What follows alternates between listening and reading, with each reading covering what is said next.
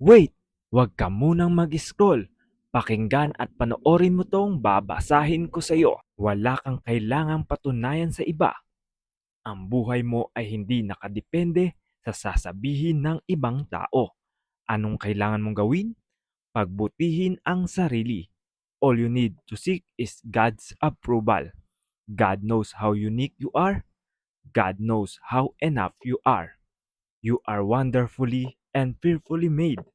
Nilikha kang kawangis ng Diyos dahil ang presensya mo ay isang malaking patunay ng pagmamahal ng Diyos sa iyo at sa mundo. Isa ka sa mga regalo ng Diyos sa daigdig. Continue working on yourself. Focus on your faith. Eyes on good works. Guard your heart. Everything shall fall into its place. God has given you what you need. Again, you are enough. Sapat ka. Yun lang. Mag-iingat ka palagi. God bless.